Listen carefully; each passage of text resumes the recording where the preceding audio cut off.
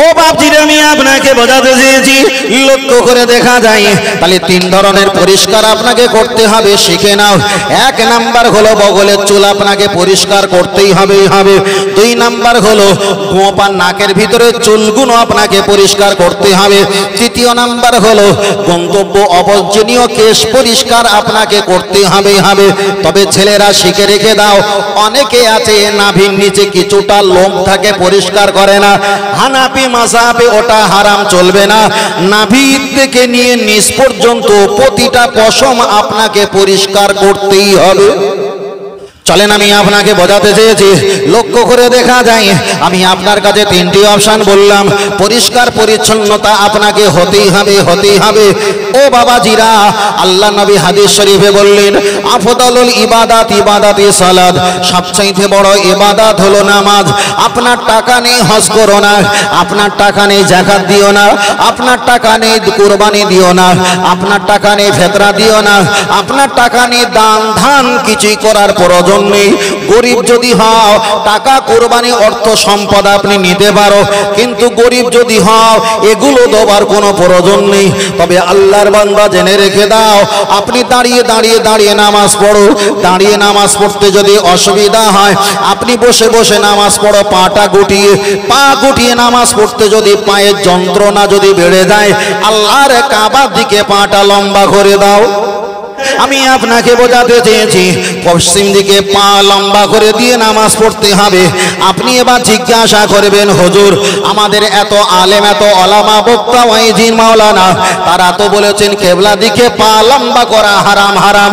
আমিও বলছি হারাম। আল্লাহর কাবার দিকে হরিকতি, আমলকি, বড়া, অর্জুন, কালমেঘ, রজনী, বিমাল, তুলসী, শেকর, শান্তি, মুসাফি, দিল বা চুটকি, এমনকি আপনি পানের গুটকা পর্যন্ত খেয়ে আল্লাহর কাবার দিকে যদি আপনি পিস ফেলেন, তওবা যদি না করেন, আপনার কিন্তু কাবিরা গুনাহ হবে।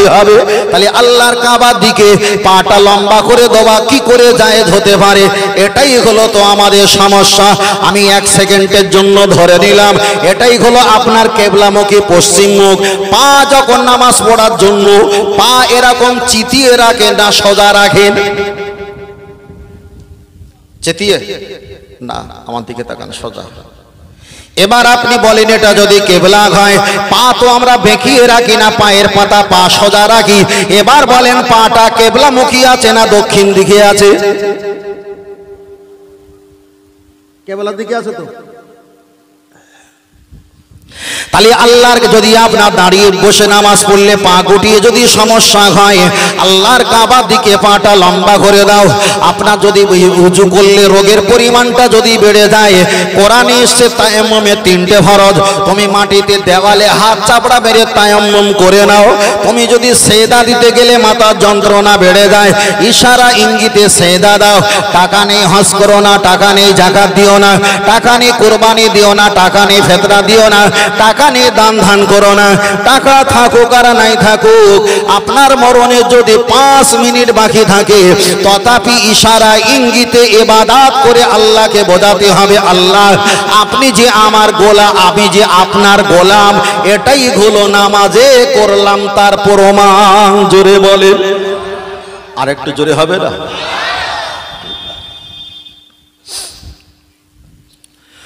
ও ভাইরা, বাবাজিরা, লক্ষ্য করে দেখা যায় তাহলে আমি যে আল্লাহর গোলাম, আমি যে আল্লাহর গোলাম বান্দা প্রমাণ করার জন্য আমাকে মরণে যদি 5 মিনিট বাকি থাকে, আমাকে নামাজ পড়ে আল্লাহকে দেখাতে হবে, আল্লাহ আমি আপনার গোলাম, আমি আপনার গোলাম। আমি আপনাকে বোঝাতে চেয়েছি, পৃথিবীতে আগে লেখাপড়া না, আগে চাকরি। আগে হয় লেখাপড়া, তারপরে হয় চাকরি। তাহলে আগে লেখাপড়া করতে হয়, তারপরে চাকরি করতে হয়। সমাজে যারা লেখাপড়া না করে চাকরি যারা পেয়েছে, তারাই তো আমাদের আধার কার্ডে শুকুর আলী জায়গা কুকুর আলী লিখেছে, ঠিক না? ঠিক, টাকা মেরেছে। যারা চাকরি হারিয়ে ছটফট করছে না, চাকরি হারিয়েছে, ওদের বলি, তোরা টেনশন কি? চাকরি দেখিয়ে তো ভালো মেয়ে বিয়ে করেছিস, ওটাই তোদের পুরস্কার। তাহলে আগে হলো লেখাপড়া, তারপরে হলো চাকরি। আগে লেখাপড়া করতে হয়, তারপরে চাকরি করতে হয়, সমাজের মাতব্বর হতে হয়। এটা আমি হয়তো মনে করবে হুজুর আপনি আমাদের কাছে গল্পর ছলে বলছেন, চলেন এবার দলিল দেওয়া যাক। নবী যখন ধর্মের কথা বলছিল, ধর্মের কথা বলছিল, তখন আল্লাহ ফেরেশতা জিবরিল দিয়ে পাহাড়ের উপরে নবী যখন বসেছিলেন, জিবরিল আমিন আলাইহিস সালাম আমার নবী চেহারা মোবারকটা একটু জড়িয়ে বললেন, ইকরা ইকরা, আগে পড়ো পড়ো পড়ো। আপনি যদি পড়েন, আপনি যদি লেখাপড়া করেন, জ্ঞানী হও, তারপরে মানুষকে তো আপনি শিক্ষা দিতে পারবেন। তাহলে আগে ছিল গল্পের কথা, প্রমাণ হয়ে গেল। আমরা সমাজে বলি লেখাপড়া লেখাপড়া লেখাপড়া, না না, কোরআন বলেছে ইকরা, আগে হবে পড়া, তারপরে হবে লেখা। জোরে বলেন সুবহানাল্লাহ। ও আমার বাপজিরা, গিয়ে চলে যাওয়া যায়, লক্ষ্য করে দেখা যায় তাহলে আগে লেখাপড়া করতে হবে, তারপরে চাকরি করতে হবে। এবার আমি আপনার কাছে জিজ্ঞাসা করি, আপনারা আমরা জুম্মা নামাজ পড়ি না পড়ি না? কথা বলেন বাবু ভাই, আলহামদুলিল্লাহ, একটু কথা বলবেন। আমরা জুম্মা নামাজ পড়ি, 5 ওয়াক্ত নামাজ পড়ি। এখানে যারা আছে আমরা সকলে তো ঈদের নামাজও পড়ি।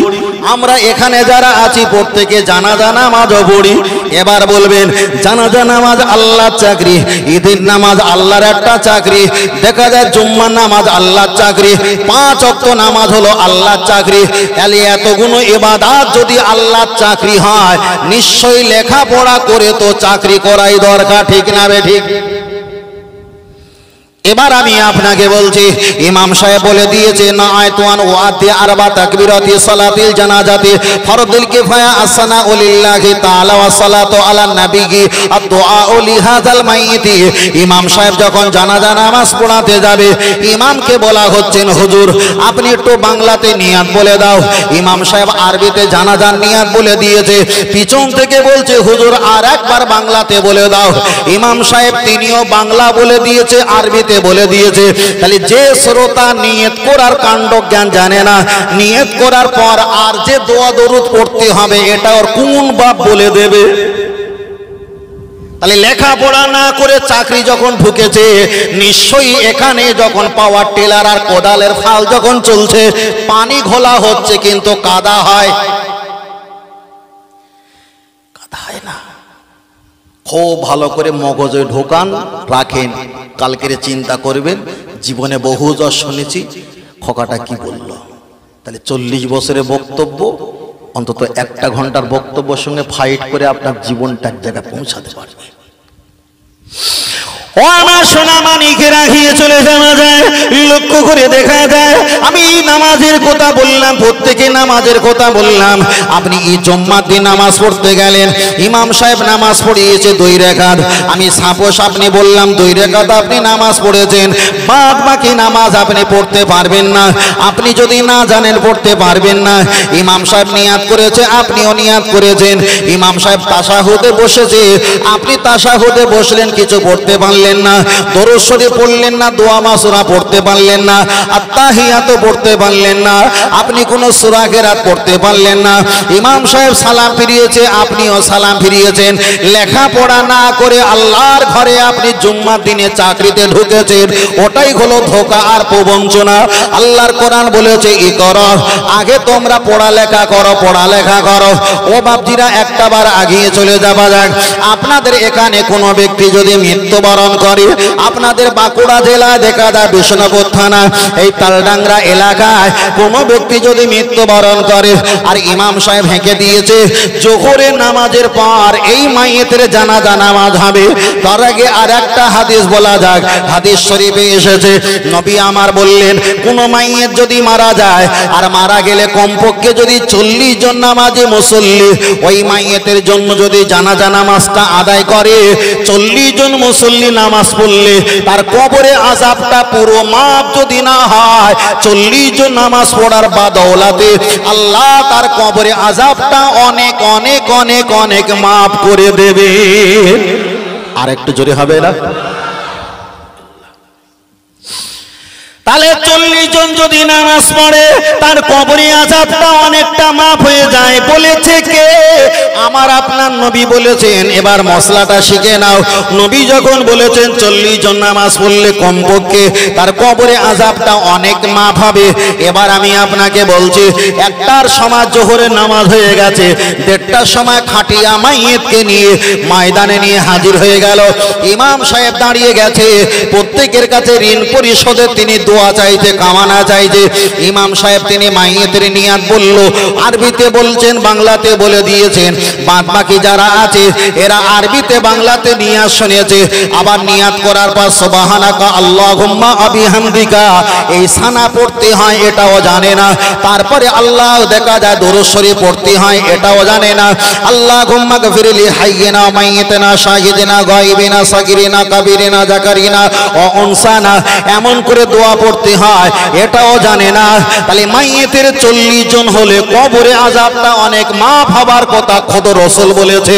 আপনাদের আমাদের এলাকায় কোন ব্যক্তি যদি মারা যায় 40 জন নাই 1000 1500 মানুষ হামেশায় হয়ে যায়।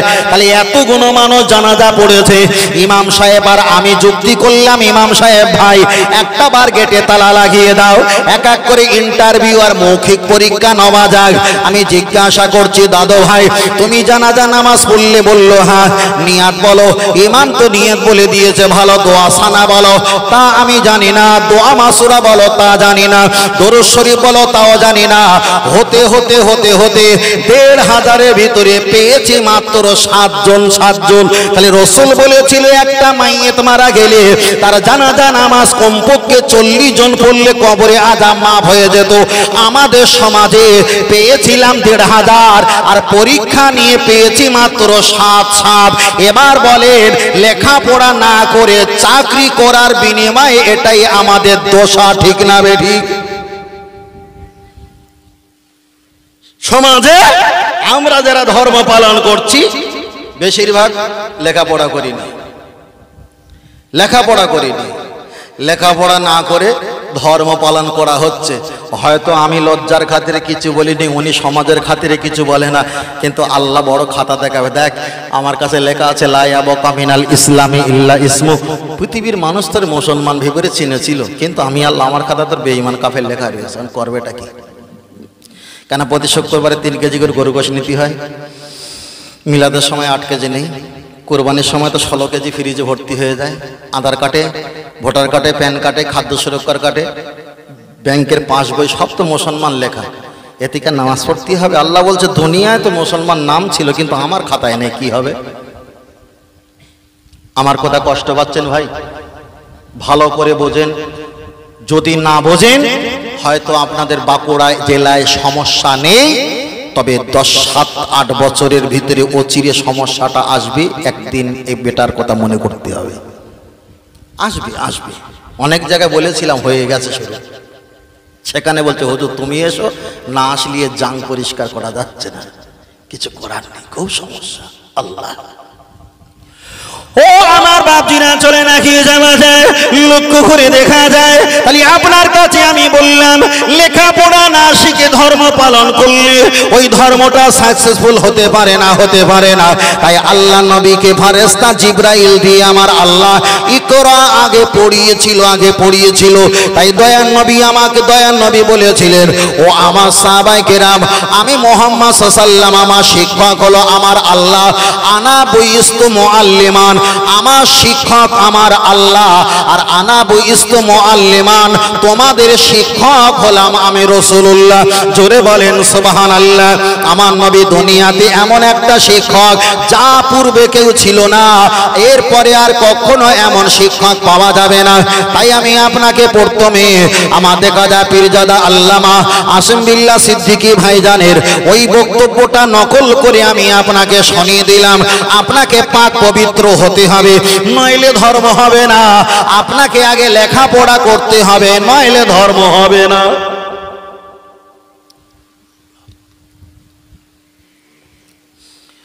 চলেন আমি আপনাকে বোঝাতে চেয়েছি, লক্ষ্য করে দেখা যায়।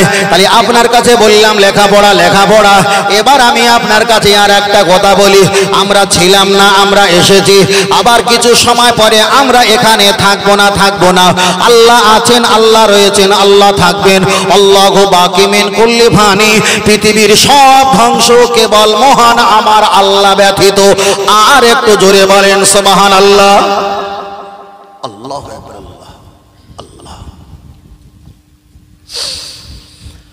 ও ভাইরা বাবাজিরা, আমরা গোলাম পশ্চিম বাংলার মানুষ, আমরা গোলাম ভারতবর্ষের মানুষ, আমরা গোলাম ইন্ডিয়ার মানুষ, আমরা গোলাম বাঁকুড়া জেলার এলাকার মানুষ। এখান থেকে নিয়ে আল্লাহর কাবা বাইতুল্লাহ শরীফ ৮,৫০০ কিলোমিটার রাস্তা যাবার মতো আমাদের ক্ষমতা নাই, টাকা পয়সা নাই। আমরা কাবার দিকে ফিরে কাবাতে শরীফাতে আল্লাহু আকবার বলে আমরা নামাজ আদায় করি, কিন্তু সচক্ষে আল্লাহর কাবা শরীফটা আমরা দেখতে পেলাম না। আমরা দাঁড়িয়ে আসসালাতু ওয়াসসালামু আলাইকা ইয়া রাসূলুল্লাহ, আমার নবীকে আমরা সালাম জানাই, কিন্তু দয়ার নবীকে আমরা চোখে দেখতে পেলাম না। আমরা আল্লাহকে ভয় করি, আল্লাহকেও চোখে দেখতে পেলাম না। নবীকে মহব্বত করি, কিন্তু নবীকে আমরা চোখে দেখতে পেলাম না। আমরা জান্নাতের আশা করি, আল্লাহর কোরআন জানিয়ে দিয়েছে লা তাকনাতু মির রাহমাতিল্লাহ, তোমরা জান্নাতের রহমতের আশা করো। আল্লাহ জান্নাতের আশা করি, জান্নাতটা আমরা চোখে দেখলাম না। আল্লাহর কোরআন বলেছেন ও আন্নাল আযাবি হুয়াল আযাবুন আলীম, আমার জাহান্নামের শাস্তি কঠিন, তোমরা ভয় করো। জাহান্নামকে ভয় করি, কিন্তু জাহান্নামকে চোখে দেখলাম না। তাহলে কাবা, মদিনা, জান্নাত, জাহান্নাম, আল্লাহ, নবী আমরা কিছুই দেখলাম না। খাজা মাইনুদ্দিন চিশতি রাহমাতুল্লাহ আলাইহিকে আমার দয়ার নবী ভারতবর্ষে পাঠিয়ে দিয়ে বলেছিলেন, ও আমার খাজা মাইনুদ্দিন চিশতি রাহমাতুল্লাহ, আমি তোমাকে ধরবেন লেবার, আমি তোমাকে মাতব্বার পাঠিয়ে দিলাম। আল্লাহ নবী বলেছেন আল উলামা ওয়ারাসাতুল আম্বিয়া, আমার ওয়ারাসাতুল আম্বিয়া হাক্কানি আলেম, আমার লেবার যেখানে গিয়ে আল্লাহ আর নবীর কথা বলবে, তোমরা যদি তার কথাটা মান্যতা দাও, আল্লাহ আর নবীর কথাটা মেনে নেওয়া হবে। আর যারা মানবে না, আমি রাসূল আমার আল্লাহর কথা মানা হবে না। তাই আমরা মক্কা মদিনা থেকে আপনাদের এই বাঁকুড়া জেলা, আমাদের 24 পরগনা, কম বেশি ৮,৫০০ কিলোমিটার রাস্তা।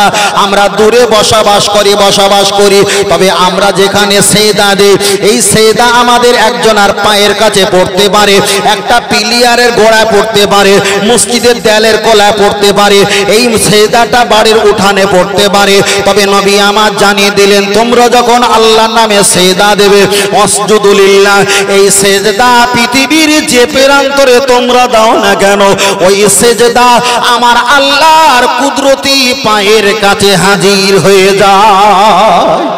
আরেকটু জোরে হবে না? যেখানেই সেজদা দাও, ইমামের পায়ের কাছে আমাদের সেজদা পড়ে না, আর একটা মুসল্লির কাছে সেজদা পড়ে না, মসজিদের পিলিয়ার কলম প্লাস্টার করা আছে সেখানে সেজদা পড়ে। যেখানে সেজদা দাও, একমাত্র সেজদা আমরা কাকে দেই? আল্লাহ। ও আমার সোনামানিকে রাখিয়ে যাওয়া যায়, লক্ষ্য করে দেখা যায় আল্লাহর নামে আমরা সেজদা দিই, আল্লাহর নামে সেজদা দিয়ে বলি সুবহান রাব্বিয়াল আলা, সুবহান রাব্বিয়াল আলা।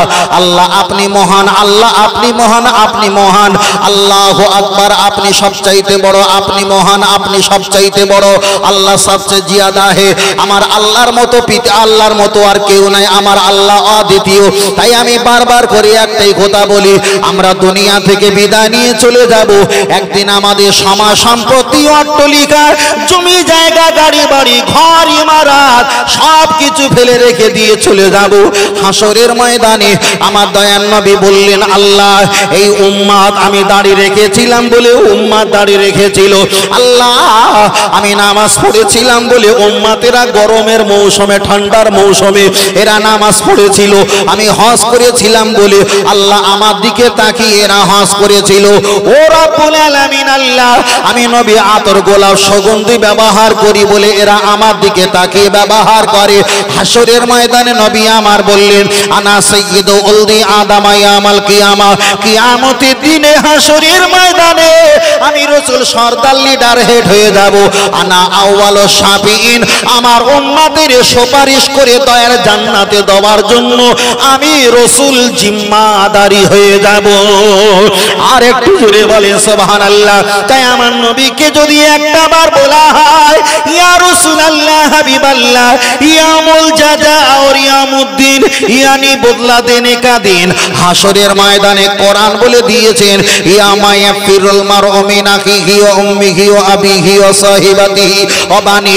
কিয়ামতের দিন ছেলে মেয়ে বিয়ে বাচ্চা যখন কেউ কারোর হবে না, ইয়া রাসূলুল্লাহ সেই সময় কি আপনি আমাদের ছেড়ে পালিয়ে যাবেন না?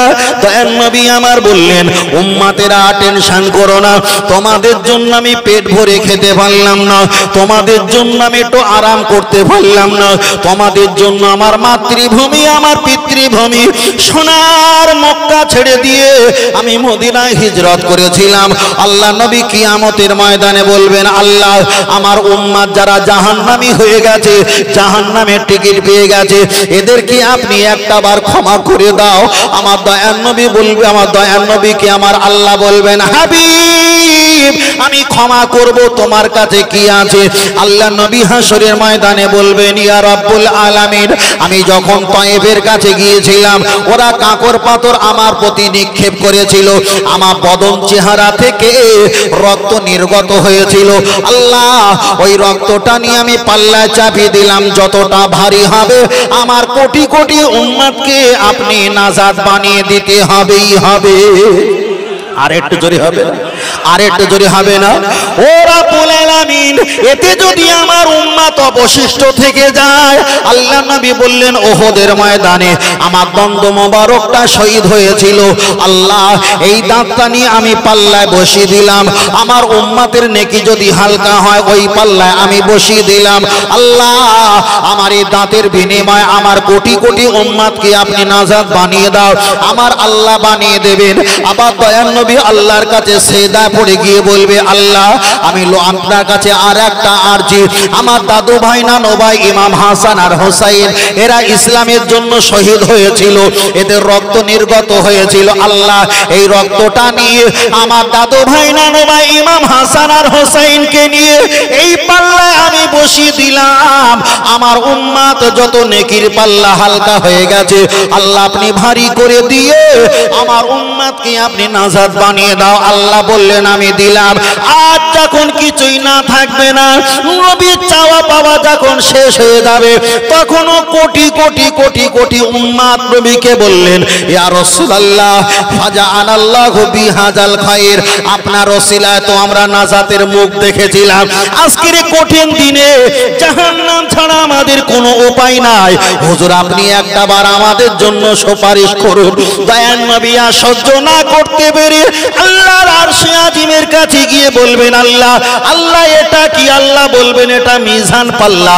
আমার আল্লাহর নবী দুনিয়ার বাদশা দৌড়ে গিয়ে নেকির পাল্লা দড়ি জ্বলে ঝরে পড়বেন। আমার আল্লাহ জিজ্ঞাসা করবেন, মাহাজা ওটা তুমি কি করো? আল্লাহ আমার যখন কিছু চাওয়া পাওয়া সব যখন শেষ হয়ে গেছে, আমার এত পরিমাণ উম্মত এরাও যখন জাহান্নামে যাবে, আমি কি করে বাঁচবো?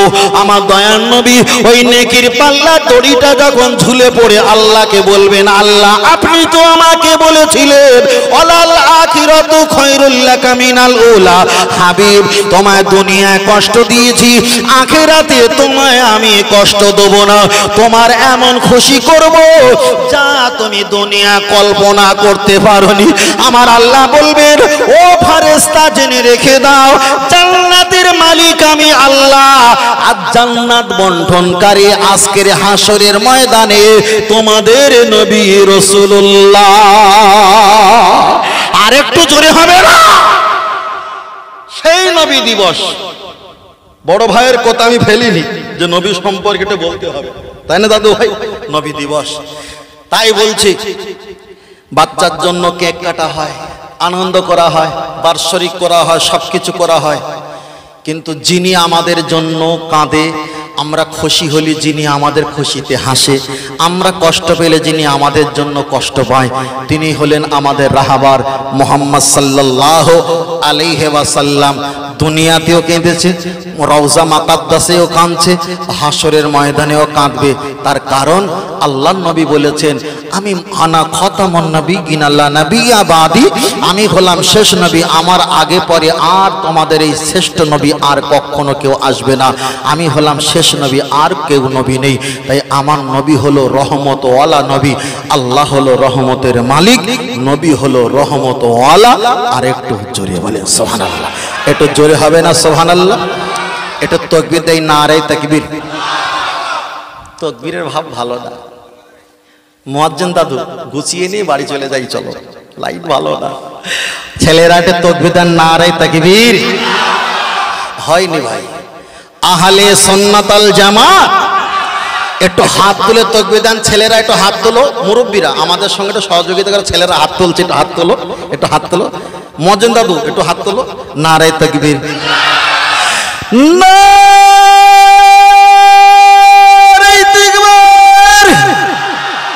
সিলসিলাহা ফুরফুরা শরীফ, মদিনা মক্কা শরীফ, পিয়ারডাঙ্গা দরবার শরীফ, আল কোরআনের আলো, আল হাদিসের আলো। প্রতি বছরে না এবছরে মহান বিশ্ব নবী দিবস। নারে তাকবীর। তাকবীর হয়েছে ভাই? দুই একজন কেসেছে আর আমার দাদু ভাই বলেছে হ্যাঁ হয়েছে, মানে এটা দরদ দেখালো।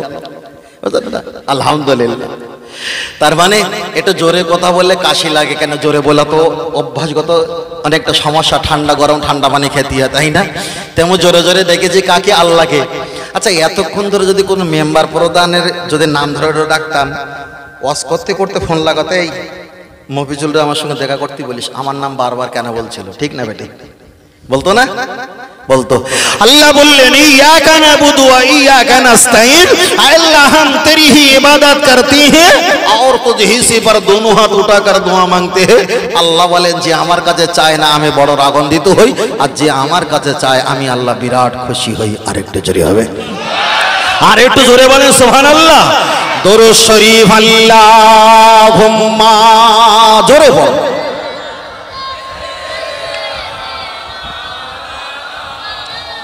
পড়েন ওয়া আলা আলি সাইয়্যিদিনা।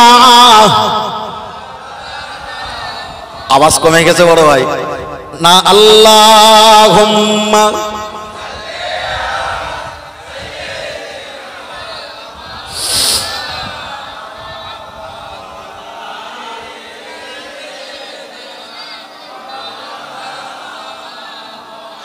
তোমার কষ্ট যত না যিনি সইতে পারে না, তোমার কষ্ট যত না যিনি সইতে পারে না, ওই নবীজির মহাপাতে দরুদ পড়িও।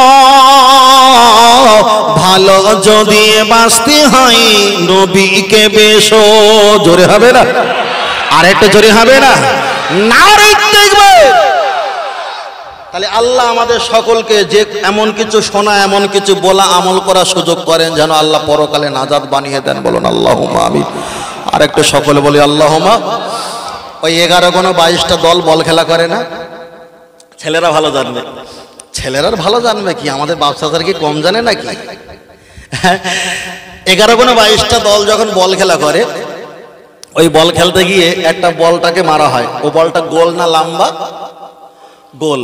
ওটা যদি লম্বা হতো দক্ষিণ দিকে মারলে উত্তর দিকে পড়ে থাকতো। গোল তো কেরামের মতো ঠিক সঠিক ধরে মারে। এখন 11 কোনো 22টা দল যখন লাথি মারে, শট করে, বুকে নেয়, হেড করে, তখন বল মনে করে আমি এত দোষ অন্যায় করলাম। ও যখন আবার একটা পুকুরে চলে যায়, তখন একটা ছোট বাচ্চাকে লাভ দেয়। সকালে বিকেলে চায়ের সঙ্গে খোলা পাটাপাট খাও জাটাজাট, একটু লটিকনি, একটু ছোলা, কাঁচা ছোলা একটু দেয়, ও একটা লাভ দেয় কুড়িয়ে নিয়ে আসার জন্য। আবার নিয়ে এসে দলের মাঝখানে দেয়। মারতে মারতে অবশেষে যখন গোলকির কাছে চলে যায়, গোলকি 1 হাত দিয়ে ধরে, 2 হাত দিয়ে ধরে, কথা বলে না, দুই হাত দিয়ে ধরে, আবার বুকে জড়ায়। মনে করলাম এ তো খুব ভালো জিনিস, দুই হাত দিয়ে ধরেছে আবার বুকে জড়িয়েছে, এই ফোন নাম্বারটা লাভ। মনে করলো ফোন নাম্বারটা বাড়ি একটু হাঁস বেশ জবাই করে খাওয়াবো, কিন্তু বুকে ধরেছে, দুই হাত দিয়ে জড়িয়ে ধরেছে। তারপর দেখি না চুমু পর্যন্ত খেয়েছে। চুমু খেলি কেন? বলছে তোর গায়ে কাদা লেগে আছে। থাকে না? থাকে তো, কাদা লেগে থাকে, একটা চুমু পর্যন্ত খায়। তারপরে আস্তে আস্তে নাড়া দিতে দিতে কোথায় ব্যথা যন্ত্রণা সব ঘোরাতে ঘোরাতে দেখতে দেখতে এক জায়গায় রাখলো, মাথায় হাত দিয়ে বলছে তোদের যদি কেউ না থাকে, সবাই যদি তোরে মারে, কিন্তু আমি তোর মারবো না। মাথায় হাত দিয়ে শপথ বাক্য পাঠ করতেছে। তা মনে করলাম এ হয়তো খুব ভালো জিনিস, কিন্তু 22 জনার লাথি হেড শট খেয়ে যন্ত্রণে এর কোলে এসছিলাম। এ দুই হাতে ধরেছিল, বুকে জড়িয়েছিল, চুম্বন খেয়েছিল, কিন্তু তারপরে মাথায় হাত দিয়ে শপথ বাক্য পাঠ করার পর গোলকিপার এত জোরে শট করেছে, এপার থেকে ওপার, বড় ভাই কিছু বলে না, এপার থেকে ওপার চলে গেছে। তাহলে এত গুণ ভালোবাসা একই অন্তর থেকে না লোক দেখানো? লোক দেখানো না, এ অন্তর থেকে ভালোবাসা না, বুঝলেন না? তা আমাদের কিন্তু সেই অবস্থা হয়েছে ভাই। একটা শট করবে, হয় এই শটে হয় পাকিস্তান, নয় বাংলাদেশ, নয় কবরস্থান। কথা ঠিক না বেটি? না ডিটেনশন ক্যাম্প, হয় পিস্তল পাকিস্তান, না কবরস্থান, না ডিটেনশন ক্যাম্প। এই ক জায়গা যেতেই হবে, আমাদের যেতেই হবে। তাই বারবার করে বলি, ভাত খাচ্ছিলাম তো, আমার মজ্জিন দাদু ভাই খাওয়া দিচ্ছিলেন আলহামদুলিল্লাহ, তা একটা তেজপাতা পড়েছিল। তা তেজপাতা দেখি না আমাকে সালাম দিয়ে বলছে আসসালামু আলাইকুম মফিজুল ভাই, আপনি তো সুন্দরবন 24 পরগনা মফিজুল হুজুর নিচ্ছি। তো আমার একটা কথা আছে কি, বলে আপনি এত কিছু সব খেয়েছেন আর আমাকে একটু ঝাড়া মেরে নিচে ফেলে দিলেন কেন? লেট পাগলে খায় না, চাটে বিক্রি হয় হাটে তেজপাতা। তো তেজপাতা যদি আমি হই তাই নিলে কেন? তাও তো ঠিক। তাহলে শোন, তোকে নিয়েছিলাম গোস্ত তরকাটা একটু সেন একটু খুশবু করার জন্য, ব্যবহার করার সময় তোকে একটু ঝাড়া মেরে একটু চেটে নিচে ফেলে দেওয়া হবে। তা আমাদেরকে নেয় যেখানে একেবারে মরে গেছে, সেখানে একটা আমাদের মতন একটা মোস্তানকে হাজির করে দেয়, ওই এলাকায় যেন একটুকুনি নড়ে চড়ে সারা জায়গায় গুঁতো মেরে যেন একটু সবাল করে দিতে পারে। ঠিক মাল দেওয়ার সময় মুসলমানের বাচ্চা ঠিক সাইডে চেটে কিংবা ঝাড়া মেরে ফেলে ফেলে ও সব আমি বলবো, আপনারা কিছু বলবেন না। খুব সমস্যা, খুব সমস্যা। হয়তো আপনারা কিছু মনেন, হুজুরা তো দাড়ির আগে মাথা টুপি দেবে, শুধু সুবহানাল্লাহ সুবহানাল্লাহ, এরা জানবে কি? ভাই এরা যা জানে শুধু বলে না, শুধু মার খাওয়ার ভয়তে। সত্যি কথা ভাই, আমরা বলিনি শুধু মার খাওয়ার ভয়তে। এমনি গরিশরি মানুষ দরুশরি পড়ে খাই, আবার যদি মারে র্যান্টাক ভিস্টাক অনেক কিছু খেতে হবে, মার খাওয়ার ভয়তে বলিনি। চলে না গিয়ে যাই। আমি আপনাকে বোঝাচ্ছিলাম, আমার নবী হবে হাসরের ময়দানে শাফাতকারী, আমার নবী হবে আমাদের জন্য জান্নাতের জিম্মাদারি। জোরে বলেন সুবহানাল্লাহ। আল্লাহ নবী জানিয়েছেন, এ আমার উম্মত উম্মতানিরা, তোদের জন্য আমি আয়লার মাল দিতে হয়তো পারবো না, আমি খাদ্য সুরক্ষার কার্ড দিতে পারবো না, আমি এপিএল বিপিএল অন্তর্ধারে কার্ড দিতে তোমাদের পারবো না, তবে একটা বাত জেনে রেখে দাও, মান সাল্লা আলাইহি ওয়াহিদাতান সাল্লাল্লাহু আলাইহি আশারা, আমার নামে যদি একটা বা দুরূদ শরীফ পাঠ করা হয়, আল্লাহর নবী বললেন তোমাদের 10টা গুনাহ মাফ হয়ে যায়, আমার আল্লাহ 10টা করে রহমত পাঠিয়ে দেয়। ও আমার উম্মত, তবে জানিয়ে দি, আমার নামে দুরূদ শরীফ তোমার জবানে অন্তরে কলবে যদি একটা বার তুমি যদি বসিয়ে দাও, মহব্বত করো, ভালোবাসো, 8500 কিলোমিটার রাস্তা তাই করে আমি রাসূল রাতের অন্ধকারে তোমার সঙ্গে আমার দিদার নসিব হয়ে যাবে। আর একটু জোরে বলে সুবহানাল্লাহ। আল্লাহর নবী বললেন, আমার সঙ্গে যদি দিদার নসিব হয়ে যায়, পৃথিবীতে কোনো টেনশন নাই, মরণে তোমার টেনশন নাই, কবরে তোমার টেনশন নাই, হাসরের ময়দানে টেনশন নাই। মান আতানি, তুমি আমার ফাকাদাত আল্লাহ, হয়ে গেছো আমার আল্লাহ। আর একটু জোরে হবে না? হতে চাই কার? নবীর, নবীর, নবীর, আল্লাহ।